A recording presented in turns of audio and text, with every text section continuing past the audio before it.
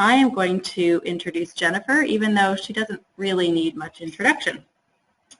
So Jennifer is now working as the Chief Learning Officer at the Alzheimer's Resource Center, and her mission is to continually envision and develop opportunities for personal, cultural, and systematic growth to improve the well-being of persons living with dementia and their care partners. And as most of us know, Jennifer was previously the Director of Program Development and Education here at Schlegel Villages, while also completing her doctorate in Rec and Leisure Studies with a focus on aging, health, and well-being at the University of Waterloo. So she is now a doctor. With a strong commitment to partnerships and participatory approaches to both research and practice, Jennifer is now an international speaker, a university lecturer, published researcher, and author regarding long-term care, dementia care and support, culture change, and leisure and aging. That's a lot. Jennifer has a BA in Therapeutic Recreation from Eastern Washington University and an MS in Therapeutic Recreation from Clemson University. Okay, over to you, Jennifer. Well, thank you, Laura, and it's really good to be back with everybody. I guess this is the next best thing to being there in person. So I'm glad that we have this technology available to us, and I hope this is just the first of many times that I might be able to join you in this type of venue from my home down in Reno, Nevada. So great to be back with the Schlegel family. And just to share this overview of Schlegel Villages' culture change journey, which my partners and I titled Working Together to Put Living First. And just to mention, I hope that today's webinar serves a dual purpose. First, just to provide a resource to any new village members about Schlegel Village's culture change journey, so that we have a bit of a record and a bit of a story about where we've come from and how we have made positive transformations in the organization as a community of people. And secondly, I think that this webinar can serve as a valuable resource to other organizations as well that are curious about and would like to learn more about Schlegel Village's culture change journey. And so as I'm presenting today, please know that I'm presenting with those two audiences primarily in mind, new village members as well as other provider organizations who might be interested in embarking on a similar journey. So first, I do want to mention that while this is a brief overview, my dissertation is not brief. It's over 750 pages. And so while we're just spending an hour together today, if anyone is really curious about reading about any component of what I share today in greater detail, my dissertation is publicly available through the University of Waterloo, and that is the full title. It's Working Together to Put Living First, a culture change process in a long-term care and retirement living organization guided by critical participatory action research. And interestingly, at Schlegel Villages, we talked a lot about how our culture change process was guided very often by appreciative inquiry, and that is a type of participatory action research. But for my research purposes, I actually use critical participatory action research as the primary methodology, and appreciative inquiry served as a sub-methodology within that framework. And so that's why that title might look a little bit unique. I want to acknowledge my partners because none of this work would have been possible without Schlegel Villages and our partnership with the Schlegel University of Waterloo Research Institute for Aging. I also want to acknowledge that this work probably wouldn't have been possible if not for my doctoral committee, including a person whom many of you know, Dr. Sherry Dupuy, who was my supervisor at the University of Waterloo, as well as Dr. Arai, Dr. Mitchell, and Dr. Sylvester from Western Washington University, my home state. So I want to begin with a question. What is long-term care? What is this place called long-term care? Is it a life world, or is it a system? Critical social theorist Jürgen Habermas contends that modern societies are comprised of two basic spheres, the life world and the system. So let me just tell you a little bit about each. The life world is this everyday world we share with others, and it's coordinated through what Habermas terms communicative action, which is basically just shared understandings and negotiation or consensus about what to do in any particular situation. And it's through communicative action within the life world, that's how culture is transmitted and renewed. It's where social integration and solidarity is achieved. It's where our personalities are actually formed through socialization. So that's the life world. Well, in the wake of industrialization and modernization, as societies grew in population and complexity, this mechanism that we have at our disposal, this communicatively achieved consensus, it fell under increased pressure, and the risk of dissensus dramatically increased. And so in response, we developed the system to help hold our capitalist society together. Namely, we talk about it in terms of the market and the state. A little bit about the system. So now what's the system? Now think about long-term care and whether it's a life world or a system. So now the system, the chief function of the system is actually the material reproduction of society. It's driven by money and power. And the system is governed through something called instrumental action. And that is basically just means that it's action based on instrumental rationality geared towards success and efficiency. So those are big terms and ideals in the system, this idea of success and efficiency. And the system sometimes works so well, it's such a well-oiled machine, that it minimizes the role of communication altogether. So that's the system and the life world. So here's the problem. According to Habermas, challenges arise in modern society, and I argue perhaps in nursing homes, when this instrumental reason of the system intrudes upon the life world and it's applied in the context of relationships.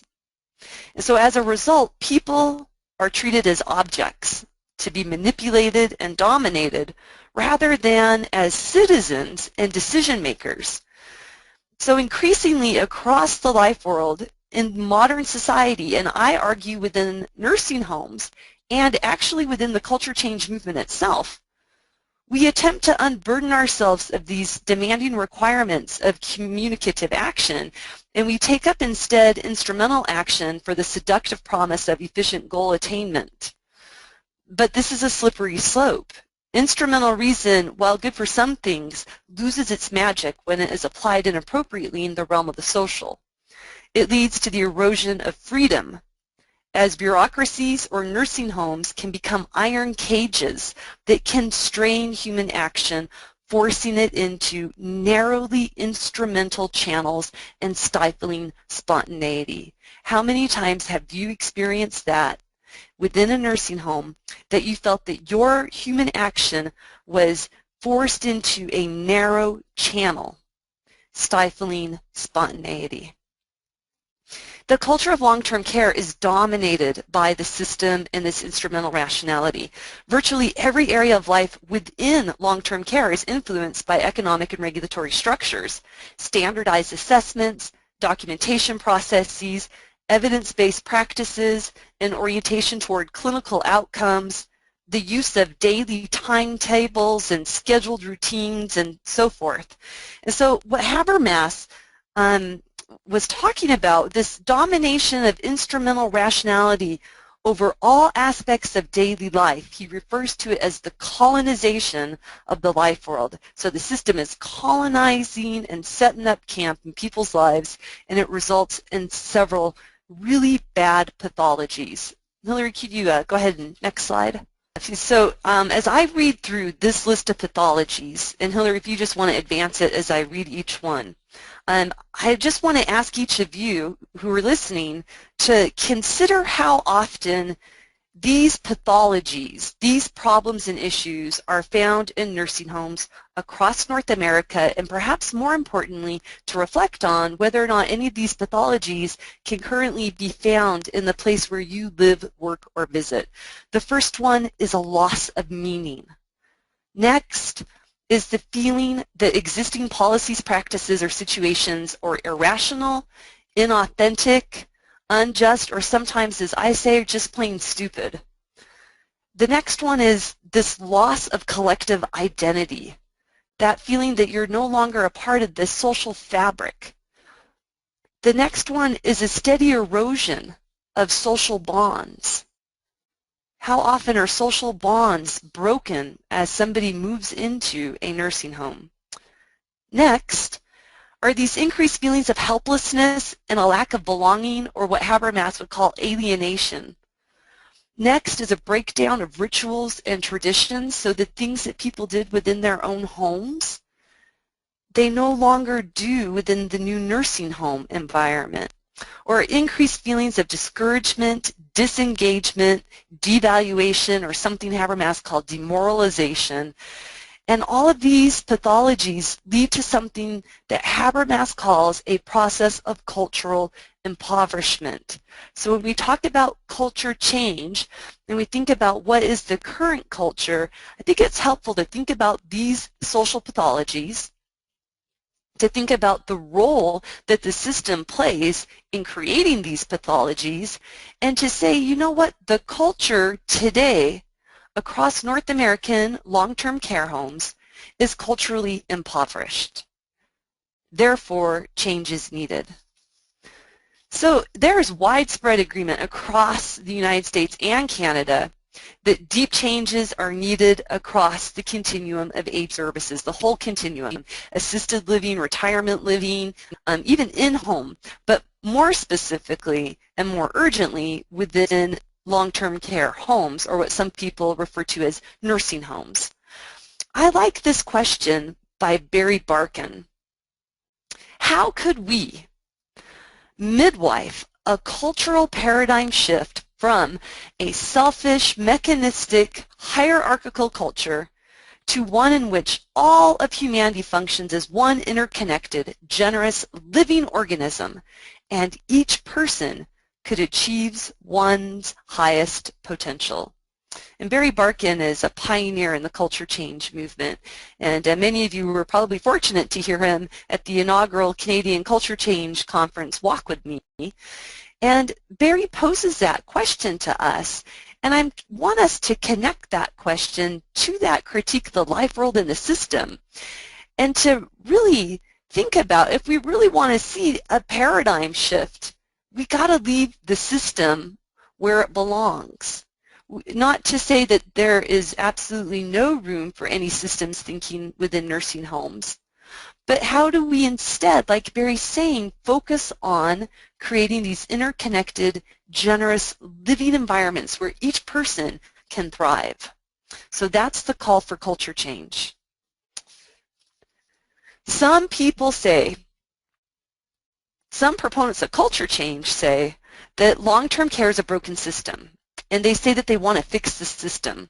Well, I think the chief problem with long-term care, and even a growing problem within the culture change movement itself, is that it's treated as a system, and that systems thinking and instrumental rationalities have invaded the living, breathing life world of long-term care like a parasite. We don't need a better system.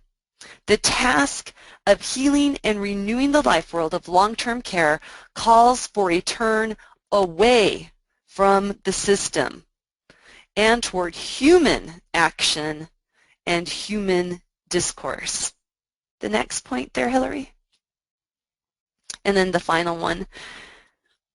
It calls for a return of something that they in critical social theory call communicative action and communicative rationality. That simply means action based on human communication and human reason, and that actually forms the theoretical basis for my research methodology, which is Critical Participatory Action Research, or CPAR for short.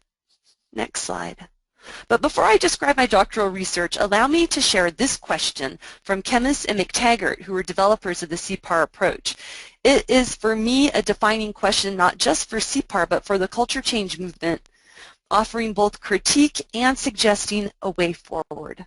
Chemist and McTaggart wrote or asked, people not only are hemmed in by material institutional conditions, they are frequently trapped in institutional discourses. All of these things that we do within the institution, it's not just the institution, it's all the things that are happening within that institution that channel, deter, or muffle our critique of it. How do all of us, how do we create or recreate new possibilities for something called vivencia, which really is about the celebration of life and lived experiences and the honoring of lived experiences and lived.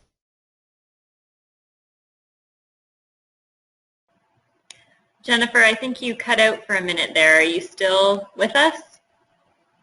Yeah, I'm here. Okay, perfect. It cut out for a second. Okay, not sure. Did you guys hear about the revitalization of the public sphere? I think you were talking about celebrating life when it cut out. Great.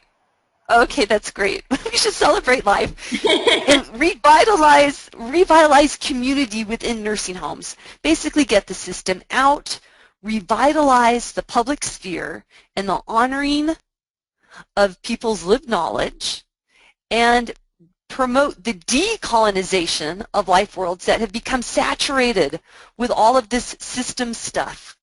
The bureaucracy, the routinized practices, the institutionalized forms of social relationships, right? That are characteristic of social systems that see the world only through the prism of organization and not through the human and humane living of social lives. And so that was the question that I really marinated on at the beginning of my doctoral research. And I love this question because it's not just a critique of what currently is. I think that chemist and McTaggart really helped shine a light on a pathway forward. The next slide. So the primary purpose of my doctoral research was to partner with members of Schlegel Villages in the collaborative planning, facilitation, documentation, and critique of a culture change process guided by CPAR. And then I had a secondary purpose to offer theoretical and methodological insights about the intersection between power knowledge and the theory of communicative action in relation to CPAR. For our purposes today, I will provide an overview of how my partners and I achieved the primary purpose of not my research, but our research. And if you're interested in a more detailed account of our primary purpose, again, you can download my dissertation from UW or read the soon-to-be-released RIA guidebook, Working Together to Put Living First. My secondary research aims are also addressed within my dissertation. If you have any desire to read over 700 pages but for today, let's, after building just a little bit more of a critical theoretical foundation for culture change, I really want us to keep things fairly practical. And this is why. This is actually a page right out of my dissertation, and I just put it up here as an example of what we're not going to do. This is a page out of my dissertation that provides an overview of Schlegel Villages' culture change journey based on cycles of participatory action research. So you can see there were 7 different cycles. And you can also see that each cycle entailed a lot of work. And so today we don't have an opportunity to drill down and deeply explore each of these cycles and each moment within each cycle of CPAR because that would be really overwhelming. And so on the next slide, you'll see a picture of the approach I'd like for us to take. And so for today, let's keep things at a high level as I will now offer a brief description of each of the 7 cycles of Schlegel Villages' culture change journey following this short explanation of my theory and methodology. So first, let's look a little bit deeper about what is CPAR and this communicative action and how can it actually help us on our endeavors to transform the culture of long-term care and retirement living organizations. So CPAR is a participatory research methodology that is based on Habermas's theory of communicative action. And again, communicative action is, again, it's just discussion and action, or action based on good discussion. And it's the kind of action people take when they stop to ask 4 kinds of questions.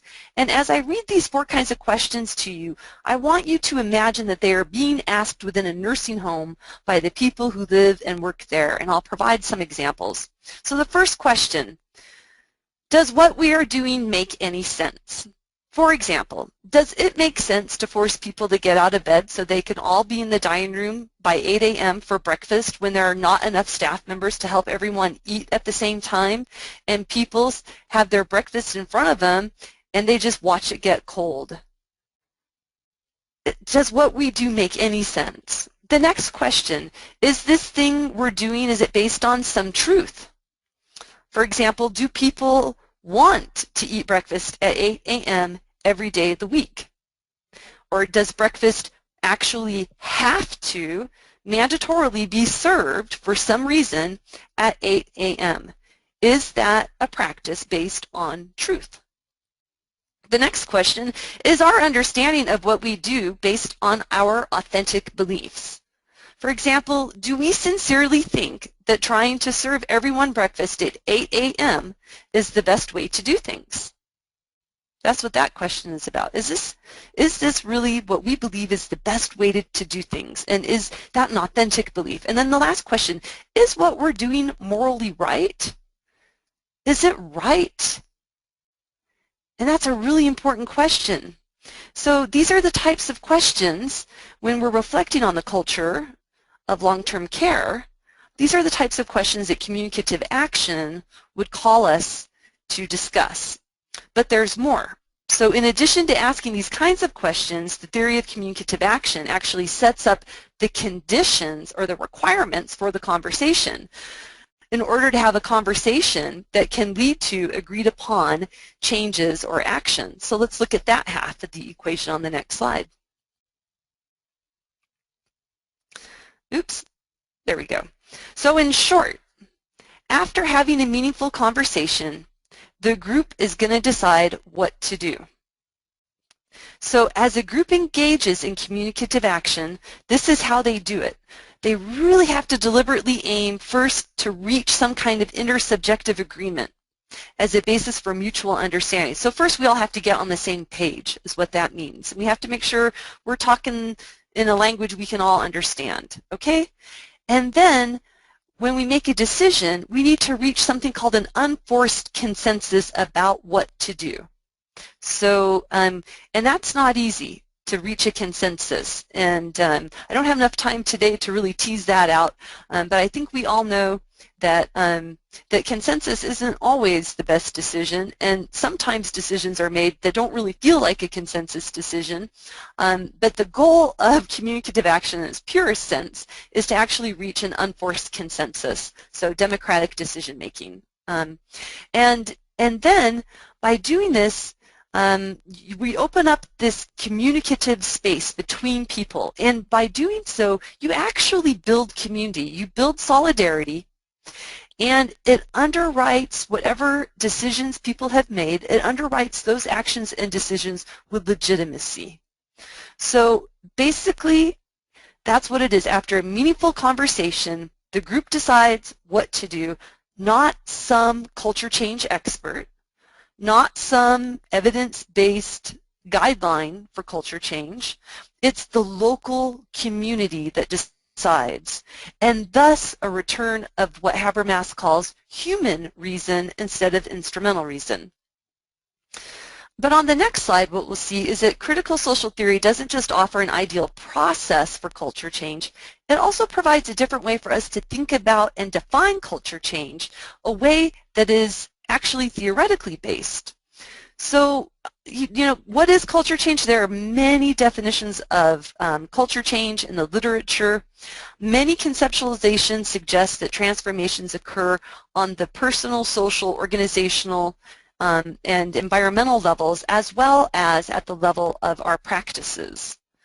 And really common to most definitions is a shift from what is commonly referred to as an institutional or medical model of care to a community or social model of living. And at Schlegel Villages, we actually worked with that definition quite a bit, that shift from institution to community.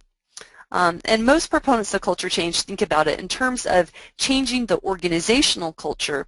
And interestingly, Schlegel Villages culture change journey, we didn't just think about it in terms of the organizational culture, we also thought about it at a societal level and talked quite often about changing the culture of aging, realizing that Schlegel Villages as an organization is embedded within a larger culture that does come to bear on our practices and relationships.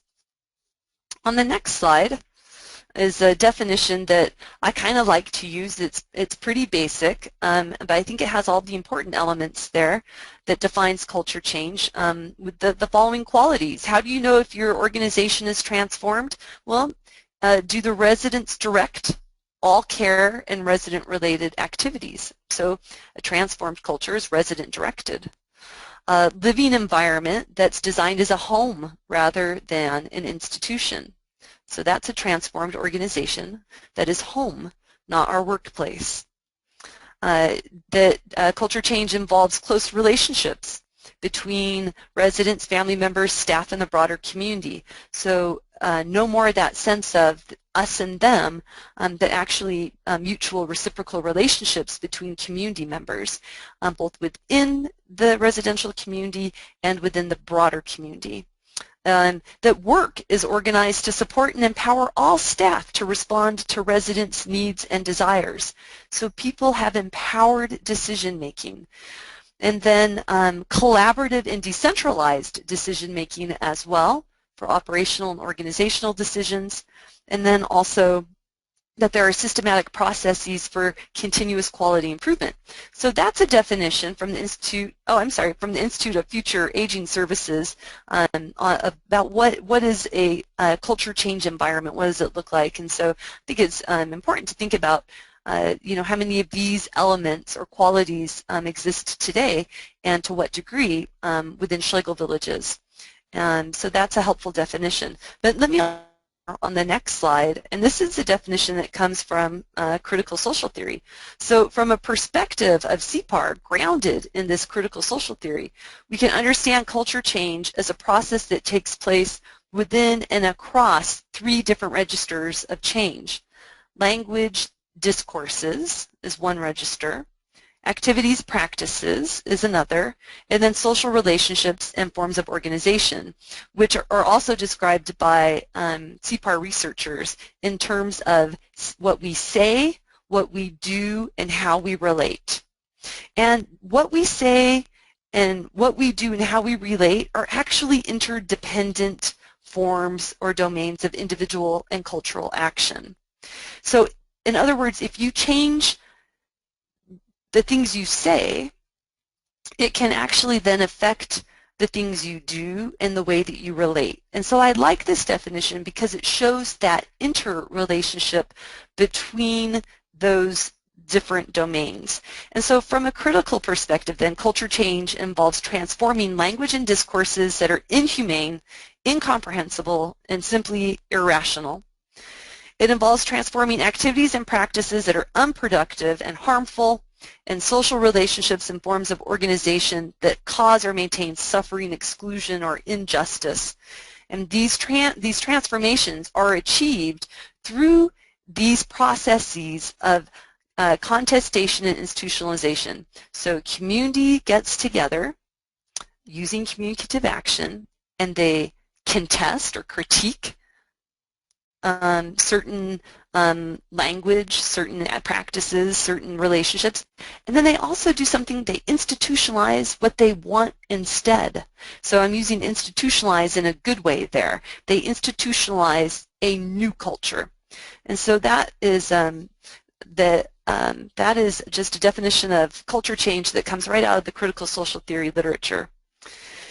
And so then on the next slide, then what is CPAR specifically? Not all participatory approaches are equal. Sometimes people might think they're doing participatory work or inclusive work, But there are some forms that are much more democratic than others, and I believe that critical participatory action research is a very high form of participation. And so what is CPAR and how do you know when you're actually doing it? Here's a definition I like to use, as it clearly states the requirements of true PAR research, and these are the requirements that I held in my mind on a daily basis during my work with my partners at Schlegel Villages. And I think they help us understand that participatory approaches are much more involved than simply asking people their opinion or having an advisory team. These are the conditions. So I'll just read these slides, and as I'm reading them, these next 3 slides, reflect on whether or not these conditions, how present are these conditions within your current culture change initiative. So if yours is a situation in which people reflect and improve or develop their own work in their own situations by tightly interlinking their reflection and action and also making their experience public, not only to other participants but to other persons interested in and concerned about the work in the situation, and if yours is a situation in which there is increasingly data gathering by participants themselves, such as Schlegel Villages conversation cafes and quality of life surveys and other things, or with the help of others in relation to their own questions, and participation in decision making, if there's power sharing and the relative suspension of hierarchical ways of working in a conscious move toward social democracy, and if there's collaboration among members of the group as a critical community, and and if yours is a situation in which there is increasingly self-reflection, self-evaluation, and self-management by autonomous and responsible people and groups, and there's progressive and public learning by doing and making mistakes in a self-reflective spiral of planning, acting, observing, reflective planning, etc., and the reflection that supports the idea of a reflective, self-reflective practitioner. If you have all of that, folks, then yours is a situation in which action research is occurring. On the next slide, you'll see what they call the action research spiral. And so this just simply shows a group of people get together to collaboratively reflect, to plan action, to take action, to observe the effects of their actions, and then to reflect again, and then plan again and act again. And as I said earlier, at Schlegel Villages, we worked through this process. We had, in the time that I was there, 7 cycles of this research cycle. So on the next slide, why is CPAR important? Why is it so helpful to the culture change movement to think about CPAR? Well, in most culture change initiatives, this quote comes from Shura, Siders, and Danifer, generally changes are made on behalf of elders to promote their best interests and improve their quality of life while leaving the elders themselves totally out of the change process.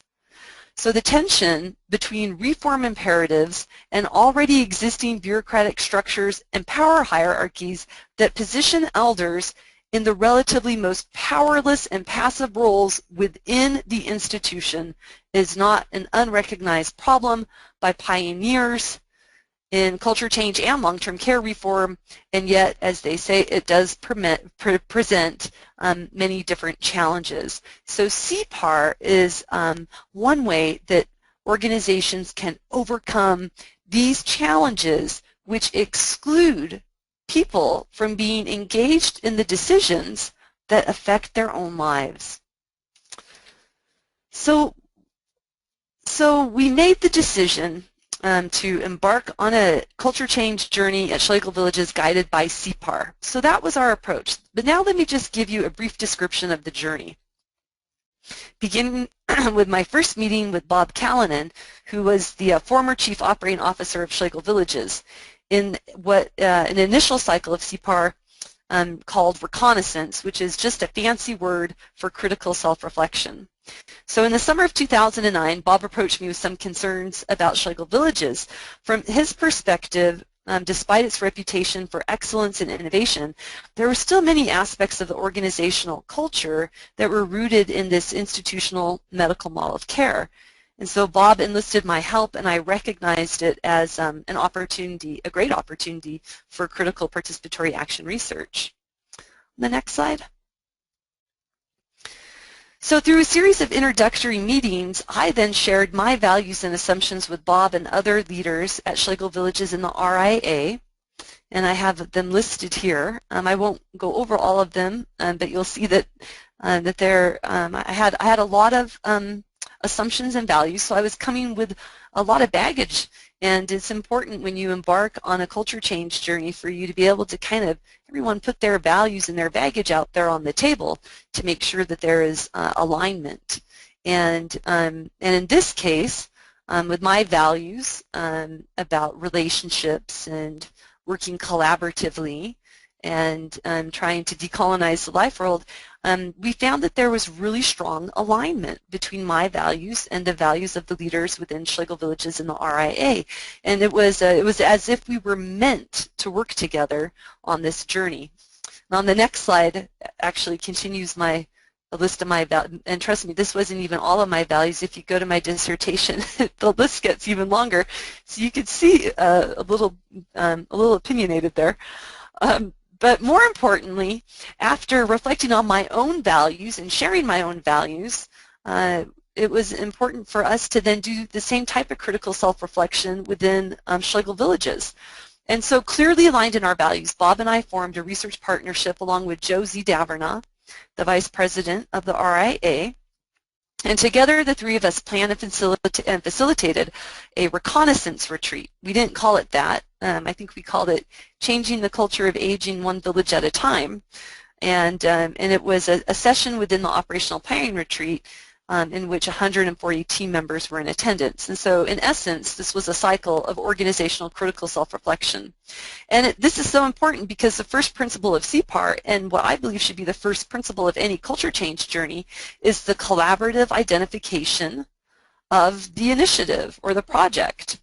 And so at this retreat, we engaged in a number of collaborative learning and consciousness-raising group activities, including a World Cafe-style organizational assessment that we developed, in which groups of team members ranked the organization along several dimensions of culture change on a scale from 1 to 10, with 1 meaning very institutional and 10 meaning very social. And overall, the team members gave the organization a 4.7 out of 10, meaning that there were some good things happening within the organization, but there were also clearly some opportunities for transformation. And when I say that the team members rank the organization, ideally you would want all community members to be engaged in such critical reflection. But interestingly, had I told you that there were an equal number of residents, team members, and family members at this retreat in fall 2009, then that might demonstrate an organization that was further along on a culture change journey.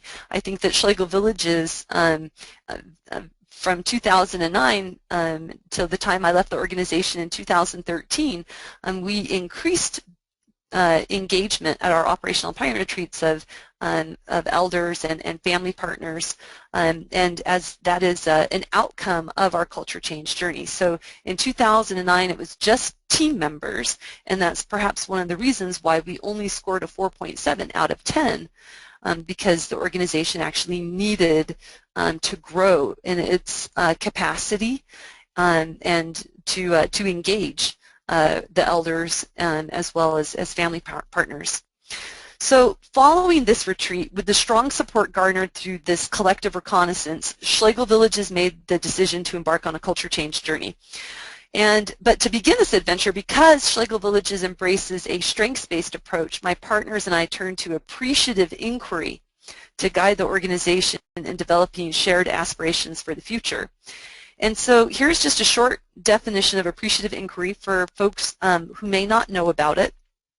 AI is the cooperative search for the best in people, their organizations, and the world around them.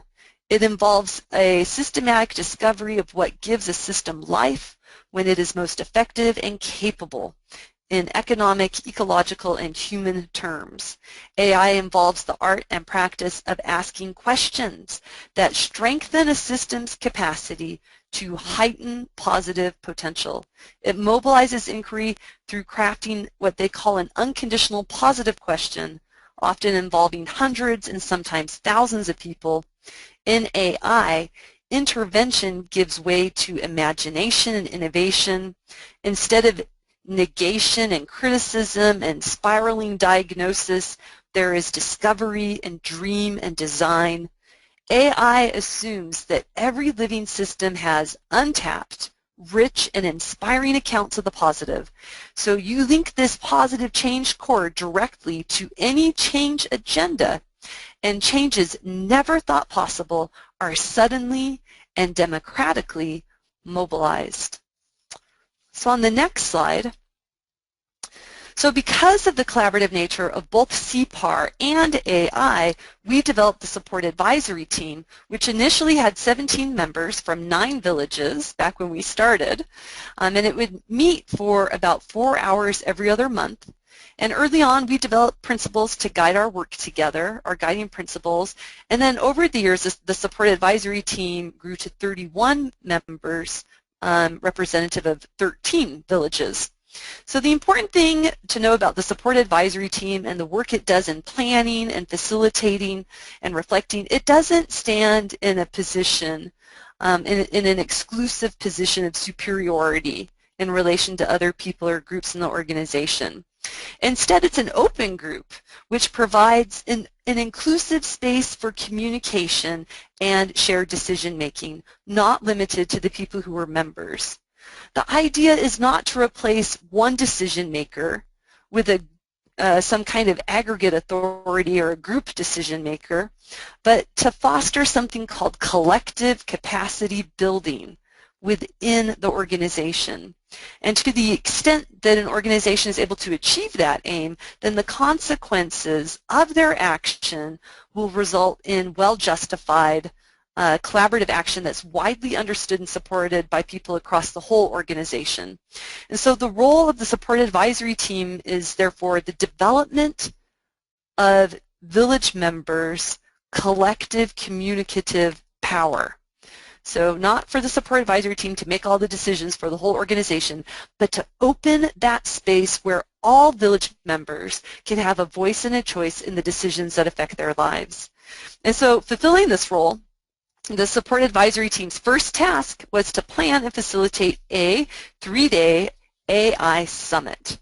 So in the summer of 2010, in an effort to engage as many village members as possible in this AI process, members of the Support Advisory Team and the Support Office Team conducted something we called discovery focus groups, otherwise known as appreciative interviews, at every village, posing appreciative questions to residents, family members, and team members aimed at identifying and exploring Schlegel Village's current strengths. The Support Advisory Team then brought their findings to a 3-day AI summit, which they planned and facilitated. At the summit, 180 village members then used this AI process to discover their strengths, to share their dreams for a more ideal future, and then designed 8 aspiration statements to put their dreams into words. The RIA has a fun and educational 20-minute video that captures this process pretty well if anyone ever wants to show it to new organization members or to another organization. We also published a shorter video article about it in the AI Practitioner Journal. And so those are some good resources for you to know about. On the next slide, what you'll see is a summary of the fruit of our labors from this AI Summit. We developed these 8 aspirations, and they focus on resident empowerment, flexible living, meaningful and shared activities, cross-functional teams, authentic relationships, honoring diversity, flexible dining, and connecting research and innovation to village life. So the next cycle, cycle 4, of our culture change journey, in 2011, it was time to work toward our aspirations that we had just developed. So in January 2011, each village was asked to select maybe three to five, most opted for three, select 3 to 5 aspirations and to strategize how they would engage widespread participation as we moved into the destiny cycle of the AI process, turning our aspiration statements into specific operational goals and action plans. And this was so important. The leadership at Schlegel Villages didn't make working toward our aspirations something that people did once all of the important work was done. These aspirations and their promotion became the important work. They actually became the foundation for the operational plans of each village for that year. So I thought that that was a very critical and wise decision of the organization. 5 months later, the villages were working toward their aspirations. Only 5 months later, we got together at a Destiny retreat and we shared our success stories with posters. And so villages made posters and had storytellers, and we cross-pollinated all these ideas. People were really fueled and excited about trying things they had learned from other villages. And then we reassessed the organizational culture. In only 5 months, folks, 5 months after developing our aspirations, significant progress was achieved on every dimension of our culture change assessment in just 5 months. And so I think that really speaks to the power of some of that consciousness raising that we did back in 2009 as well. Once you start raising people's consciousness about culture change, changes just start to happen before you even start to do things in a more structured or operational manner. So a lot of that progress, I believe, had to do with personal transformation. So also in 2011, throughout the year, the support advisory team also continued to broaden inclusion and engagement, because that's what they do. That's their role, is to keep including people. And so they developed a number of culture change events which they planned and facilitated, and these included things like our Culture Change Roadshow, conversation cafes, which were an opportunity for us to go into each village and have conversations with people about culture change, while at the same time gathering their valuable input and feedback about how things were going. And we also instituted the new Pioneer Network Ambassadors program, where we sent members of the organization to the annual Pioneer Network Conference with the agreement that they would come back and share their understandings with other village members. And so those were 3 really important culture change events that the support advisory team developed. And when we developed them in 2011, I don't think that any of us knew that they would actually become such an integral part of our journey over the next couple of years. But they were very effective in helping us broaden engagement, and so we continued to do each of them. So later that year, as we reflected on our process and progress, we realized the need to improve our aptitude for partnerships and collaboration across the organization. And so we planned and delivered an interactive educational session at our next operational planning retreat on authentic partnerships. And that was a bit of the focus.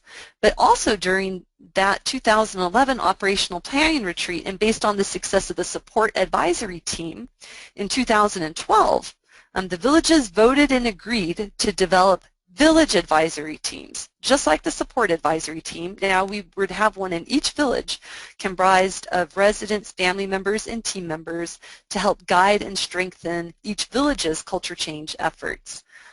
Initially, we collaboratively developed some terms of reference, and it was suggested that the village advisory teams would meet monthly for about an hour or 2, but gradually over time each village found its own rhythm, and I believe a diversity of approaches are currently being used for village advisory teams. And then 2 or 3 representatives from each village advisory team also serve on the support advisory team, thus creating a dynamic communication system that enables the support office in villages and neighborhoods to have conversations that flow in all directions. So that was really our focus in 2012. We were continuing to work toward those selected aspirations and strengthening our capacity for this collective communicative action via the village advisory teams. And we also continued with those 3 events I told you about, the road show, the conversation cafes, and the Pioneer Network ambassadors. And I love this photo of our team with the former Pioneer Network CEO, Dr. Peter Reed, who I married 2 years ago.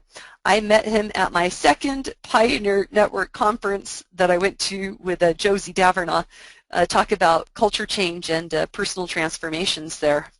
So some great memories and good times at the Pioneer Network conference.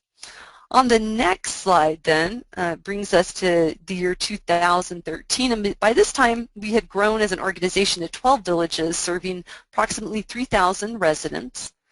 So in January 2013, the villages actually moved their operational planning goals and action plans from the village level to the neighborhood level, right? Because not only is each village unique, but each neighborhood within each village is unique, and what works well on one neighborhood doesn't necessarily work well on another neighborhood. So when we were looking at promoting the aspirations and what would work, the organization felt it important to continue to decentralize and move decision-making as close to each resident as possible. And so by moving from the village level to neighborhood level, that was an important transition. And but this year, we expanded our focus not just to the aspirations, but to other areas of improvement in addition to the aspirations.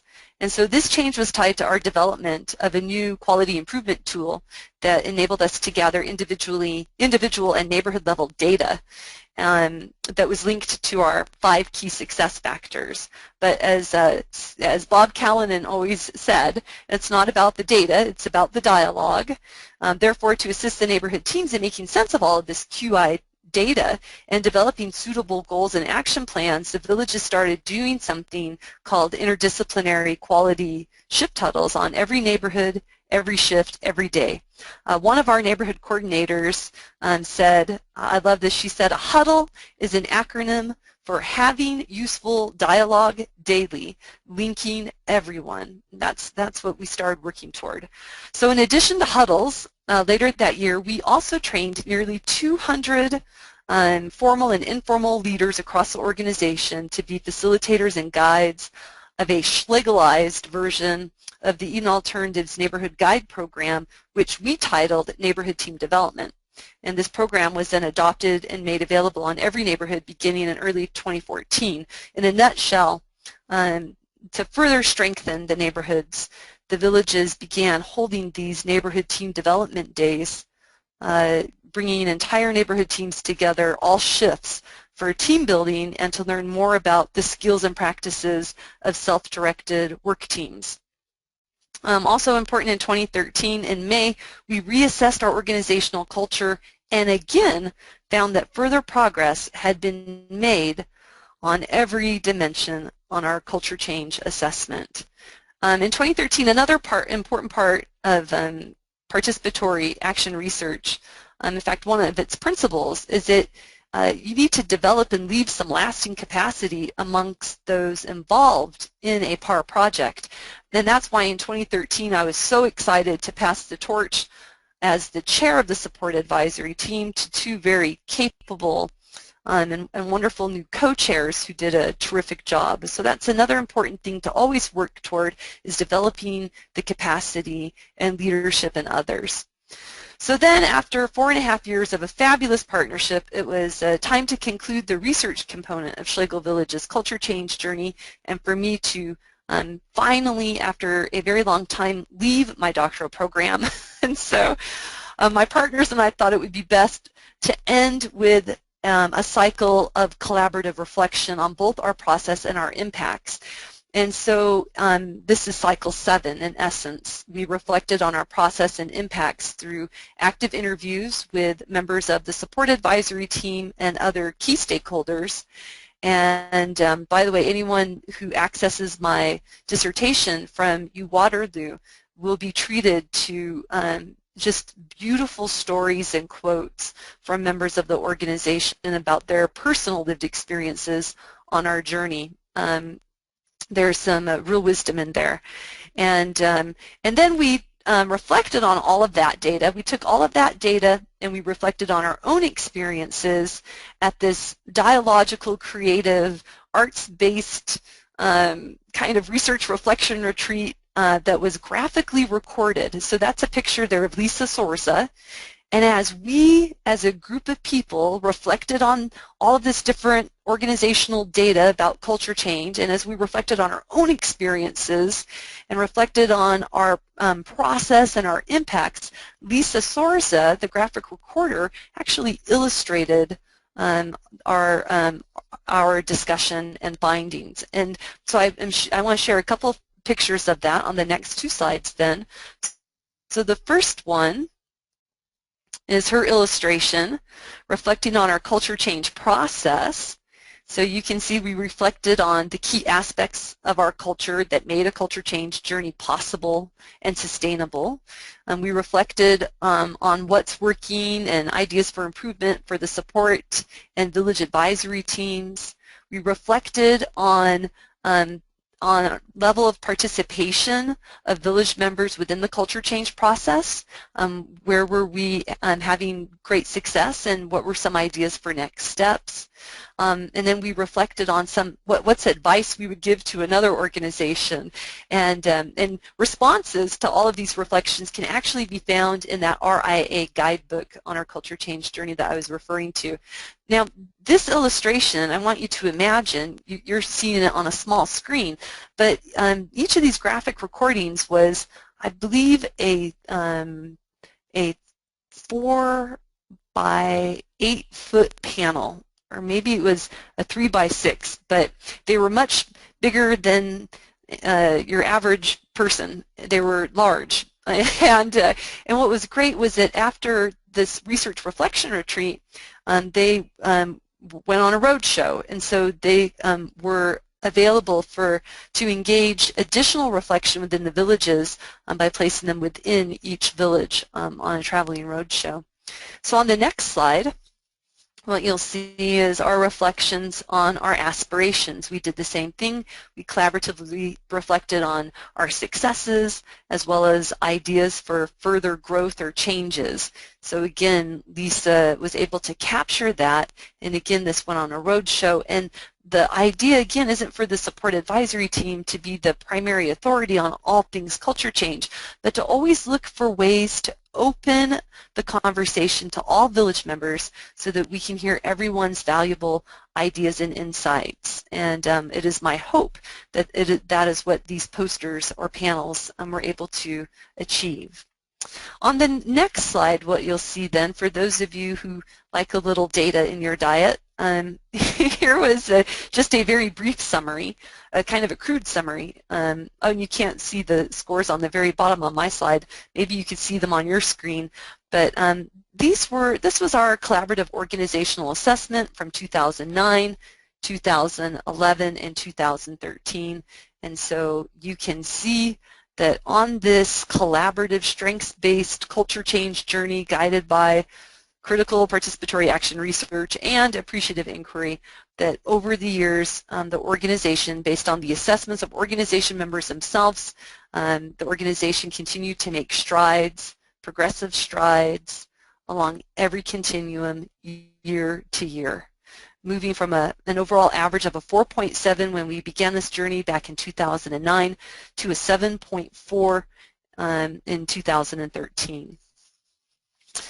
So finally, if you do have an opportunity or want to discuss on more of the theoretical side of this culture change reflection, I won't take the time to do it now, but I will just say this briefly, that I believe this journey well demonstrates the power and importance of taking a communicatively driven approach to culture change versus an expert-driven approach to culture change. And such an approach has very different requirements. And so I think it's important to take the approach that is most aligned with your values. And our values were clearly more oriented toward communicatively driven culture change.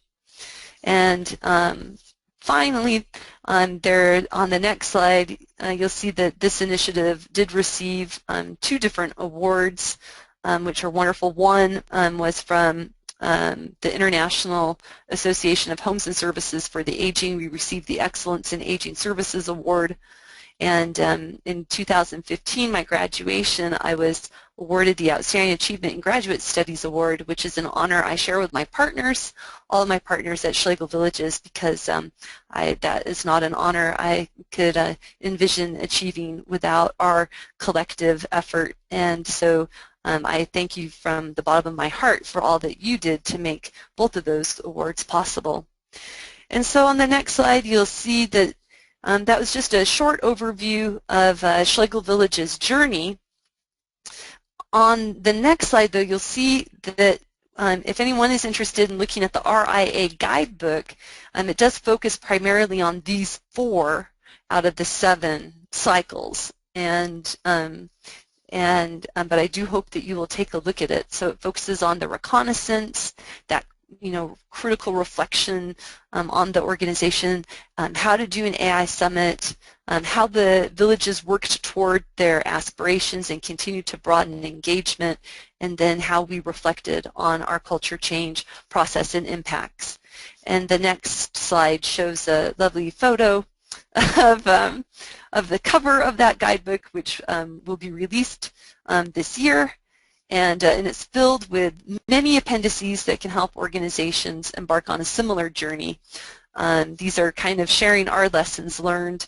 It's not a formulaic kind of template-based guidebook. It's really us sharing our story and then creating an opportunity for people to learn from our story and from our lessons learned, and to be able to tailor it to their own unique organizational needs and strengths.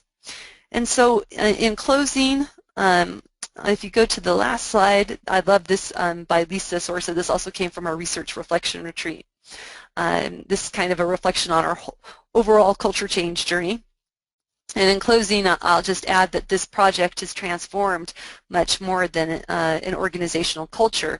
It's transformed lives, including mine, and I'll forever be grateful to my partners for sharing this important journey with me. Thank you very much.